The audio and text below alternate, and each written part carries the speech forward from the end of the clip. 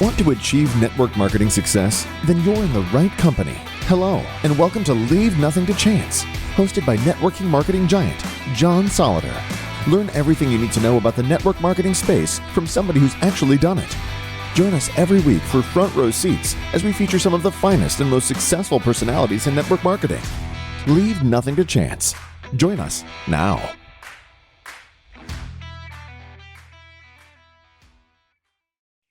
Hey, this is going to be a lot of fun because I'm interviewing one of my best friends in the entire network marketing industry for the last 25 years. She's been with one company. That says something about her character right there. Hasn't skipped around to this, that, and the other thing. Actually been very, very consistent, gone through all the ups and downs that one goes through being with one company that long, and really is one of the foundations of that particular company. We're not here to talk about companies specifically tonight, but I want to congratulate you, Sandy, because 25 years with one company, that's not a lot of distributors in our industry can make that claim.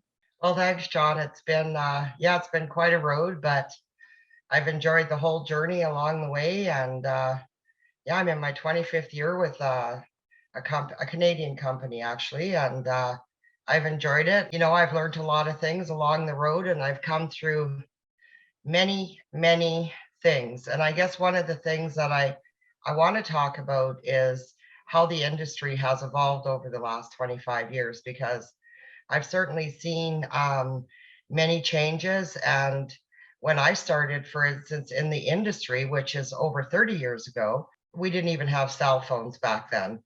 And we just had our landline rotary phones. And for me, I had a party line phone. As you can see by my shirt, I'm a cowgirl, rancher from Alberta, Canada. And so I had a party line phone. And it didn't matter what we did on the farm. I just needed to make another income. And thank God I found this industry, because it kind of paved the road for me and my family over the years. But no internet. I mean, I came on board before there was even internet, for God's sakes. There was basically the thin fax paper, and we just had to figure out how to do it. And we did it by the grace of God, having meetings and talking to our neighbors and sitting in restaurants and putting up posters, and somehow we made it work. And then, along came the super information highway, the internet, which paved another road for people. And oh my God, emails came along, and cell phones started coming. And I can remember my first cell phone I ever got, John. It was kind of funny. So it was in a bag about this big, and it had an antenna. And I used to stand in the back of my pickup truck trying to get a connection to whatever tower I could get so that I could phone. And I got myself a conference line and hit the road in my car, and I used to stop along the highway at pay phones and call my distributors and have my Tuesday night conference call from a pay phone. Now you can't even barely find a pay phone anywhere. But I mean, most of my early years on the road in this industry were done, if you can believe it, from a pay phone.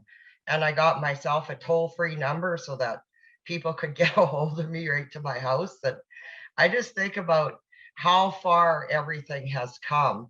And, the next generation of direct sellers or network marketers, call them what you want, is coming. And my kids and how they learned how to type when they were 5, and they can, still type 10 times faster than me. And they still can just click, click, click, click. And I'm like, what?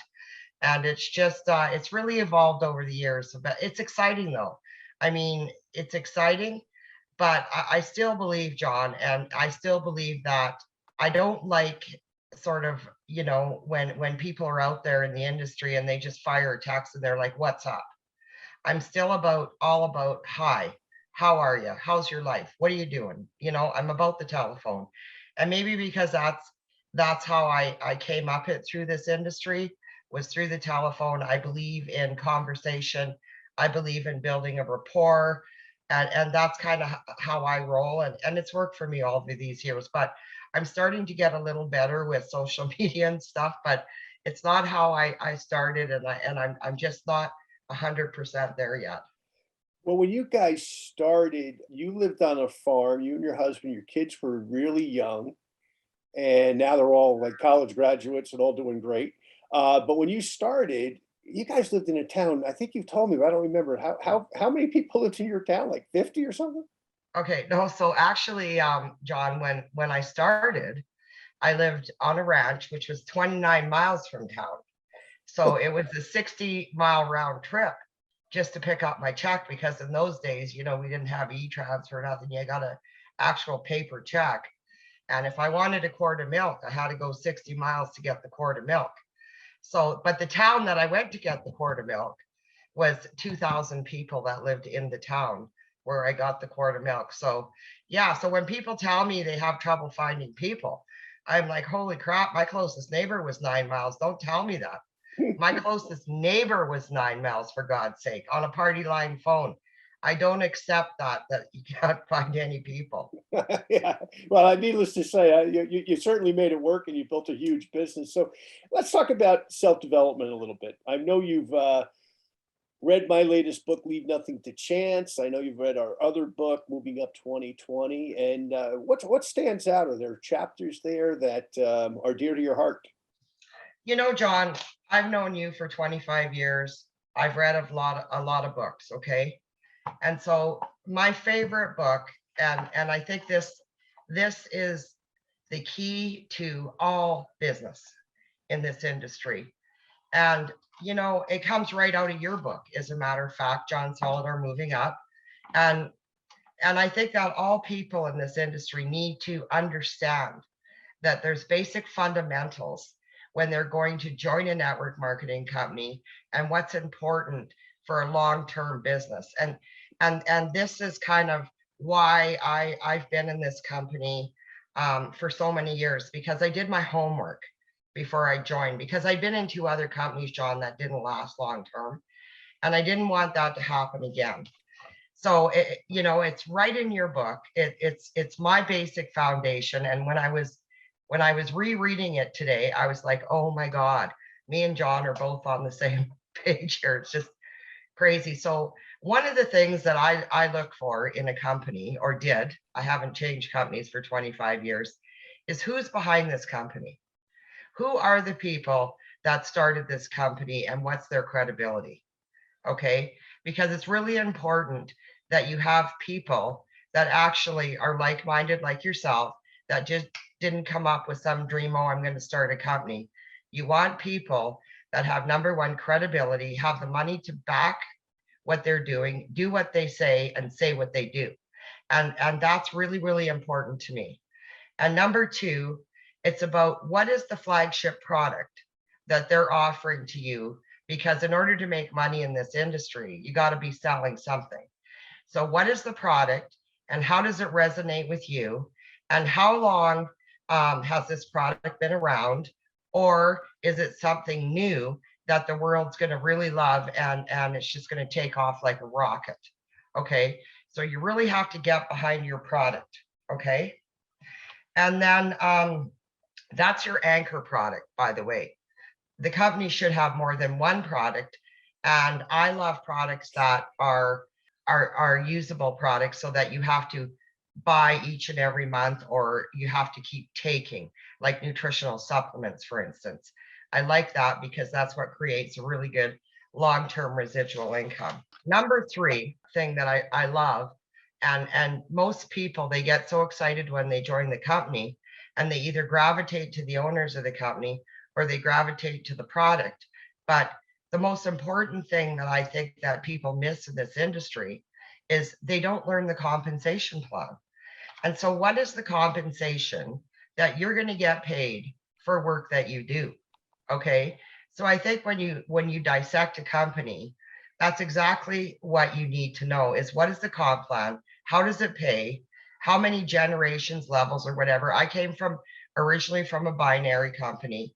I love binary. In fact, I got to meet a couple of the people that developed the binary over 30 years ago, and the binary has evolved. There's many, many pay systems. There's, unilevel plans, there's this plan, but know the comp plan. Because why would you go to work? If you were working at a Walmart, for instance, why would you go to Walmart? Because you love working in the electronics and you had a big interest in electronics. And you're like, oh, I want to work there. I don't care. I'm just going to work there. But you go there and you work there for 2 weeks and then you find out, well, you're making $4 an hour or whatever it is, but you don't even know how much you're making, but you're so excited about the job that, you don't even know what you're getting paid. So I really believe that before you jump into anything, even you got to have all the elements. They've all got to be there. You've got to have the compensation. Okay. You got to be willing to put the time in to get the compensation. You got to have a product that's strong, that's going to stand the test of time. You got to have owners, right, that have the money and the backing and the credibility. And then you got to have a story. You got to create your own story. And so, my story was basically I'd been in, a couple of network marketing companies. They never worked out. I built a humongous downline in those companies. I made money that I would be shaken when I went to the post office to get my check. I'd look at the check and I'd be scared that it was going to bounce or something. This was in like 1990. And I'm like, oh my God, $2,000 US. I'm rich, right? And I really did think I was rich, but I was also scared every time to put that check in the bank because I really didn't know a lot about the industry. And I'm like, oh my God, what if it bounces and I paid the fertilizer bill? So you had to create, a story. And so, my husband and Carl and I, we've been through, neither one of us came from a farming family. We bought this ranch and I mean, it was out in the middle of nowhere and it didn't matter what we did. We couldn't be in control of the weather. We couldn't make it rain. I mean, literally, honestly, everyone, we got ate out, froze out, hailed out, droughted out. And I mean, you'd see that great white combine coming in July or August, just before you were going to combine your crops. And all of a sudden you needed a vacuum to clean them up and it just ripped your heart out. And then along came this industry for us and we worked our way out of farming and it's been incredible. And I mean, when I grew up in Calgary in a working class neighborhood, and my parents were immigrants from England, and there wasn't an opportunity for me to go to university, or it wasn't talked about. My dad used to say, if you don't work, you don't eat. If you don't work, you don't eat. And so I literally took that principle and I started working when I was 12. And, I worked at the Ponderosa Steakhouse. I worked at the bar. I worked at rodeos. I worked everywhere I could work. But college was never really brought up. And I thought, boy, when I got more educated, when I actually got more educated, I thought, man, what if I could give my kids wings to fly? What if my kids could go to university? And, how much is that going to cost? And all of those things started coming in after I had children. I thought, wow. And I'm going to tell you, I'm not going to tell you what company I'm with, but some of the research on the product of the company I'm with came out of a very prestigious university in Canada called McGill University. And McGill University is world renowned. And when I first went there, I thought, wow, look at this place. Isn't this incredible? I thought, what could I ever do to get my kids to go to McGill University? Because McGill is like Harvard or Duke or York, or it's right up there with Oxford, Cambridge, all of those world renowned universities. Well, my kids were terrific athletes. And one of the reasons why we sold the farm, network marketing was taking over, but one of the reasons that we sold the farm and kind of put that on hold was our kids needed to be closer, to be more involved in sports and give them an opportunity. So when we moved into town, my kids immediately were really, really good at football. And lo and behold, a couple of years later, they both got, Michael and Jesse, my eldest and my middle son, both got scholarships to McGill University. So that was really exciting. But even though they got scholarships there, I still had to pay, like the scholarships weren't full scholarships. And it was still over $1 million in university fees that I had to pay for all three of my boys. So they all three now have master's degrees and they have wings to fly. But so not only do they have wings to fly, John, the fact is I put them in the business when they were like 8, 9, and 10 years old. And I started putting a customer under them and a consultant under them and a customer under them. And I started building an insurance policy for them. And so we kind of put the money in one bank account. And it's like, oh, $20 or $200 or $300. And this went on for years. And then by the time they were ready to go to university, not only did their university have a bank account, but now they're 34, 33, and 32, and they make over a six-figure income. And this is their passive income. They're both physiotherapists, and Jesse's a projects manager for a big oil company. So, I mean, you don't know what's going to happen in your life, and you got to just give it a chance. And I love John saying right behind him, leave nothing to chance, because if you don't take a chance, then you got nothing to leave. You have to take the chance. And so that's what I did, and took the leap of faith, and it's been great, John. So let me ask you this, Sandy. I know you're in Alberta. What's the temperature tonight? So right now it's minus 13, but a couple of weeks ago, like 3 weeks ago, it was minus 54 below. And of course I have to go out and feed my horses, so it was a little chilly, but they were all okay.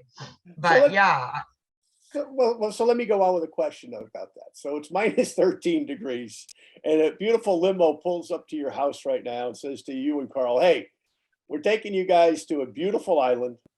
It's warm, but you're limited on what you can bring. You'll have plenty of food and water. That's all taken care of. Everything's taken care of, but you're limited on what you can bring. In addition to your Holy Bible, what 3 books would you bring? And you're limited to 3. What would they be? What books? Yeah. Okay. I'm going to tell you what books, because I love this book. This book, I don't know if many people know about it. It's called The Rules of Life. Okay. And this has been my little Bible besides the Bible. Okay. And in this book, it gives you all the little rules of life. And I love it because it has all the little titles, accept yourself, dedicate your life to something, right? And then be on the side of the angels, not the beasts. And every little, be the last to raise your voice. And it teaches you all these great principles that you use not only in your business, but in everyday life. And I love it. Change what you can. Let the rest of it go. Change what you can. Aim to be the very best at everything. You don't always have to be the second base, and try to be the best you can be. I love it, John. Don't dwell on the past. Lots of us dwell on the past, and we get in the past and we can't move forward. And so I tell my distributors this, and this is really important to me, because a lot of distributors, they get stuck, right? They get really, really stuck. They've called all their friends or families. No one wants to join, whatever the reason. Okay. I always tell them, don't get stuck. I said, don't be a kangaroo. And they're like, what, Sandy, don't be a kangaroo? And I'm like, yeah, you can't be a kangaroo, because kangaroos can't go backwards. Okay. They can only move forward. So you gotta be one. You can't be a kangaroo. You gotta just move, right? Kangaroos, they can't go backwards. So you gotta get in the kangaroo, and you gotta start hopping forward. You can go in a circle for a little while, but you gotta move forward, right? And in the kangaroo has a pouch, and you put all the tools in the pouch. And as you're moving forward, you take those tools out and you use them to the best of your ability. So, get to be a kangaroo and start moving forward. And I love this book. Okay. So this book is The Rules of Life by Richard Templer. I love it. Okay. Now I'm going to tell you about my second favorite book. You want me to do that? Mm-hmm. Yes. Okay. This book is How to Become a Rainmaker. Okay. So I love this because it teaches you how to plant the seeds to be a rainmaker to grow your business. Okay. Show them the money is one of the titles. Never be just you. Okay. Sell everything on Friday afternoon. So, because then you can take the weekend off. So I love this book, and I think it's really, really good. And it's just a generic book, but too many people gravitate to this certain one kind of book, right? Another book that I like is Be in the Now. So it's be who you are now, right? So the power of now. I love that. But John, I have to tell you, not only are you my friend, but I've been in this industry a lot, so I know a lot of the who's who and who's made it and who's who in the zoo. And I have to say, John, your book is actually my favorite because and it's this one. And this was your first book. And I love this book because it really does teach the basic fundamentals of this industry. And as we have all these new generations of people coming, they don't know the daily method of operations. They don't know the fundamental principles of this industry. They don't know. And if the old guys like me and you, we're not old, but we're older, if we don't teach the new generation how to build a network marketing business properly from a grassroots movement, if this internet stuff or social media or all this stuff crashes, nobody's going to know what a daily method of operation is. No one's going to know how to put their feet on the floor every morning when they, get out of bed and walk down to their kitchen and they're like, oh my God, what do I do? My email's down. I can't WhatsApp. I can't, they don't know what to do. And so this book tells you what to do. And I think that if you go back to the grassroots of how this industry started, and you look at some of the big people that came through the industry, back in the day, John, there was like maybe 20 companies to choose from, when I started in the industry. And now, like, there's 1,800 new companies a year in the United States. And the funny thing is, only 2 or 3 of them are going to be around here in 3 years. And I don't think people take the time to really do their research, like what I talked about in your book of, who the owners are, what's the product, what's the comp plan, what are you selling, and your story. And I think that if everybody tells the truth about who they are and what they're trying to do, and they find a good product and they do, the 10 penny principle. Oh my God, I can remember I was a cowgirl, right? And I would go to town and I'm like, oh my God, I moved out here. I married a farmer. I don't know anybody. I didn't. My closest neighbor was 9 miles. I didn't know one person that lived in Hannah, not one, right? All my friends were in Calgary, which was a long way away. And I'm like, how am I going to even meet friends? And so I would go into town, driving my Tornado and my pickup, and it was like, okay, I'm going to meet one person in the grocery store today. And I'd have these 10 pennies in my pocket. And I'm like, hi, and I'd go, how long have you lived in Hannah? Well, I lived here 20 years. I'm like, I'm new. Do you know where the RCMP station is? Whatever. I would say something to strike up a conversation, John. And I'm like, oh my God, I got rid of that penny. And my whole goal was to get rid of those 10 pennies. And eventually within 6 months, I knew half the town. And I was getting invited to this event, that event, and going out horseback riding with people and getting invited to dances and community events. But when I first got there, I was really scared because I came from the outfitting industry, not from the ranching industry. That's amazing. It's amazing. So let me ask you this, Sandy. Everybody listening to this has lived through some crazy times the last couple of years, right? Without getting into all the craziness and all the current craziness. So let me just set this up for you, okay? I love your response. So let's say that there's a 25-year-old dad and a 25-year-old kid and his 60-year-old dad, and they live, down the street from you there in Alberta. And prior to the pandemic, everything was going well. Dad was kind of getting to the end of his business career. He had done well. He was in management, good pension, everything kind of lining up so he could work on his golf game and leave Alberta in the winter and go to Arizona and, do what he wanted to do, et cetera, et cetera. And the 25-year-old is well educated, okay, like your boys, went to a good school, got a good education, did all the hard work to do that, got out of school, got in the business world, started to crank it up. And then all of a sudden, we know what happened about 2 years ago. Yeah. And all of a sudden, Dad put the brakes on, retirement. Got to figure something out. My income's either gone or my income is down. The kid went from maybe living on their own to saying, hey, Mom, Dad, I got to come home and, live in the spare bedroom that I lived in when I was 8 because of all the circumstances. And neither of them ever considered network marketing before.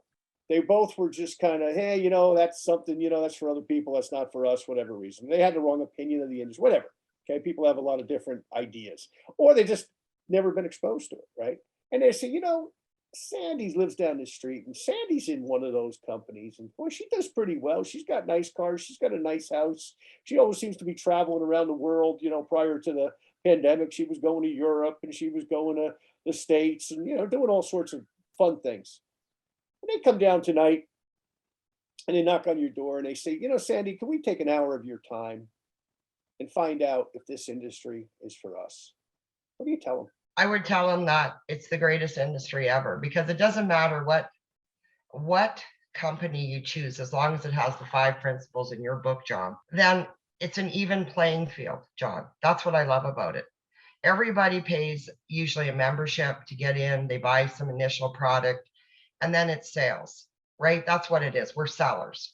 And so anybody that says we're not sellers doesn't know what they're talking about. And, 25, 30 years ago, if someone said to me, oh, or even when I was in high school or junior high school, the teacher would say, well, what do you want to be when you grow up? When I was in elementary school, I was going to be the rodeo queen, and then when I was in junior high school, I was going to be the guide and outfitter, class A guide. And then when I got to high school, I was going to be the world champion barrel racer, So everybody kind of has a little dream as they're growing up in their school years. But no one, if they would have said to me, Sandy, what do you want to be? And I'm going to be a top-notch network marketer in Canada. I'm going to do this. And so I would say to everybody, you know what?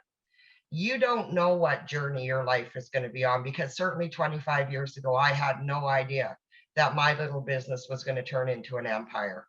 And so I say, give it a chance. Just like John's thing behind him, I keep looking at that word, nothing to chance.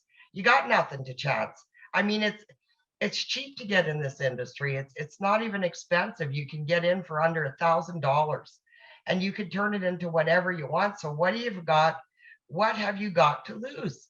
Yes, you got to give it a try. And John, exactly what you said to me when you said you got the 25-year-old kid down the street and the mom and dad, that actually almost happened to this family. So here's what happened. Right at the start of the pandemic, my kids were making huge money. They're physiotherapists and they were making 20, 30 G's a month in the physiotherapy industry in this city. And all of a sudden, the Alberta government shut down the physiotherapists. And so they had no income. And my kids have mortgages on their homes. And thank God they were in the network marketing industry, because my kids had passive income. You see, and that's what's important, John, because they didn't work for 3 months, but they had their income coming from this industry, which carried them through. And so that actually did happen in my family. All 3 of my kids, one had to work from home. He still got paid. The other 2 were like cut off, done for 3 months, no income. So, but they had a good check coming from the company that we're with. So, it worked out okay. But if they didn't have the check, they would have been knocking on the door saying, can you help us with your mortgage payments? And we would have been happy to help if we had the money, which we do. But like I said, it's been a crazy 2 years, John. Yeah. Well, it certainly is. So let's talk about something else in the industry. You started a lot of people in the last 25, 30 years in network marketing, right? 20, 25 with the company you're with now, and prior to that, a couple of other companies. Yeah. And, it's so important that people believe in themselves, that they believe in their company, that they believe in their product. But to establish that more than anything else, what tells them that, right? I'm sure you'd agree, is that other people in their circle of influence, their friends or their family or their next door neighbor or somebody at the gym or the church or whatever, that they agree with them enough that they get into business with them, right? And initially that first, whatever it is, week, month, 3 months, whatever it is that fast start period. How do you get somebody off to a fast start so that they see results enough that they say, you know what, I bought into the product, I bought into the opportunity, I bought into the ownership, I bought into the leadership, but I got to see that it works for me. And the only way to do that is to monetize it, to make a little bit of money, whether it's, right. And there's no particular amount, but how do you get them off to that fast start? Well, first of all, I marry him. And so I don't just sponsor people randomly. I don't want people to fail, John. I don't want them to fail. because if they fail, I fail. So when I start someone, I say, okay, here's what we're going to do. I want a list. I want you to understand the compensation plan. I want you to understand, the product. I want your story. So tell me your story, right? And then I say, okay, make your list and have a meeting. I want you to get whoever over to your house. We're having a meeting, or we're doing three-way calls. I love three-way calls. They still work. They've stood the test of time. I love three-way calls. So if they don't live in your city, three-way calls work. And I actually like three-way calls better off the start than a Zoom meeting. And the reason I like that is so that they don't feel intimidated by you, okay? Because they're staring at you. I want them just to be at ease in their own house on the phone, and then the three of us are just chatting, right? And I'm not a big fan of Zoom for an initial meeting. I don't tell them about me. Okay, ask questions. Ask questions. Keep asking questions. Ask if they're looking for something, if they want to make a difference in someone else's life. If they're, I don't know whatever product you're selling, whether it's, nutritional supplements, weightlifting equipment. If it's weightlifting equipment, ask them, how long they've been an athlete, whatever. If it's makeup company, ask them what types of makeup they've used in the past. And, if it just keep asking questions. They're just going to keep telling you all about themselves if you ask enough questions. And then you're going to say at the end, is there any reason why you wouldn't take a serious look at this company? It's been around a long time. It stood the test of time. It's got everything that you told me that you need in this one company. And so then we just start marching. And the thing is it doesn't have to be $1,000 check, John. People get excited over their first $50 check, right? And then they grow. Whatever pace you want to work, we're going to go. And because you and I, or whoever the leaders are, that's either, sponsoring that person or trying to position themselves to get that person into their group, we're going to make sure that they make money. Because if you don't make sure that they make money, then they're ultimately either going to become just customers or product users. And that's okay. We want those people too. And those are the consumers that build you the long-term annuity. But when you really lock arms with someone and they want to do it, you got to do everything you can to make sure they don't fail. Well, boy, that's great advice. So let me do my commercial, Sandy. I'm going to come back to you to help us close this out. So okay, perfect. Let me do my commercial. Let me pay some bills. So how do I pay the bills? Moving Up 2020. Sandy referenced the first version of Moving Up. This is the last version of Moving Up. Came out in 2020. And ironically, Sandy, as you know, I wrote that in 2019, thinking that 2020 was going to be this amazing year for everybody.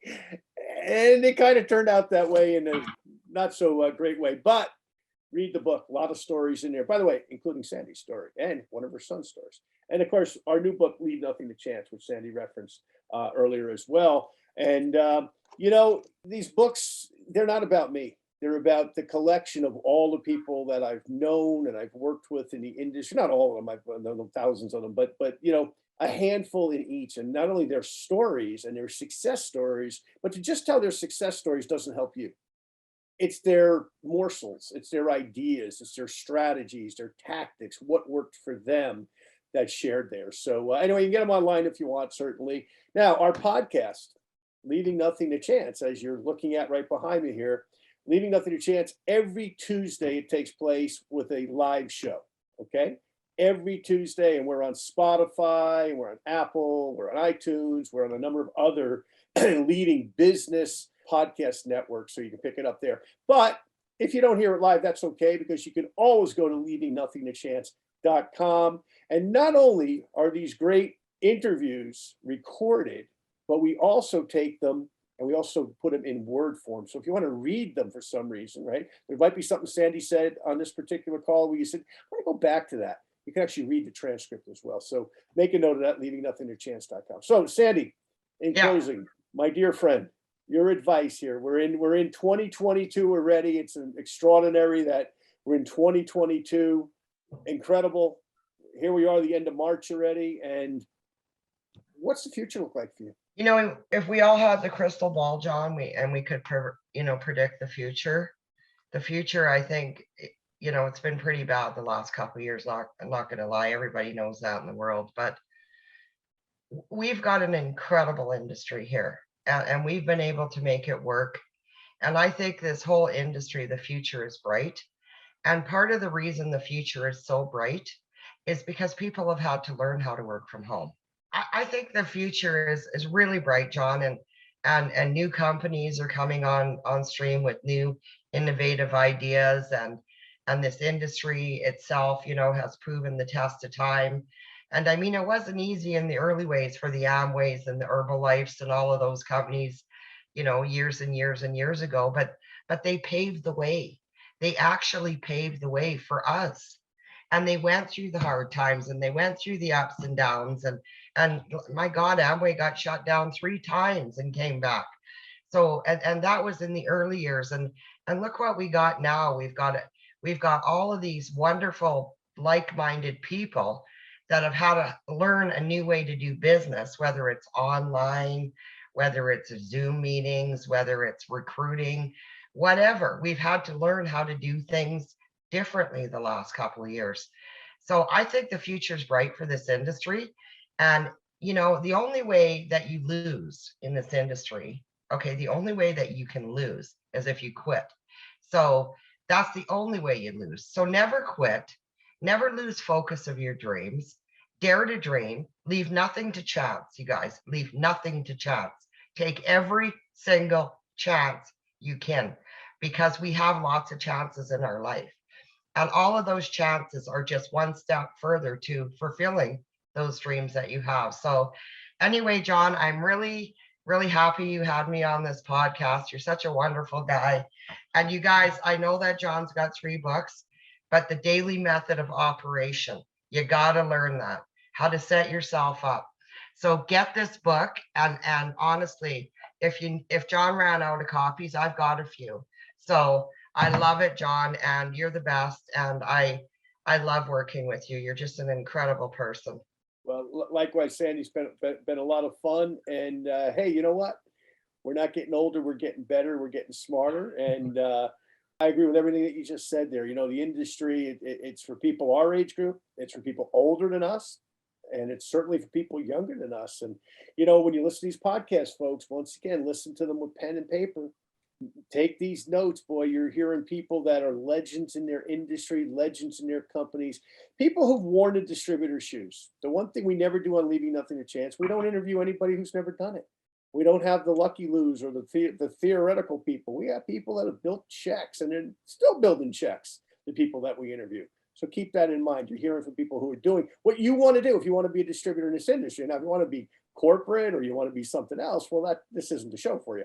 But if you want to hear people who are actually doing network marketing, doing it successfully, doing it with longevity, listen to Leaving Nothing to Chance. Thank you all for listening tonight. Thank you. Bye. Thank you for listening to this week's episode of Leave Nothing to Chance. If you want to know more about what it takes to succeed in the network marketing space, join us again next week for another amazing episode. For additional resources and to connect with John Solleder, visit leavingnothingtochance.com. Don't forget to leave a review, and we'll see you next time.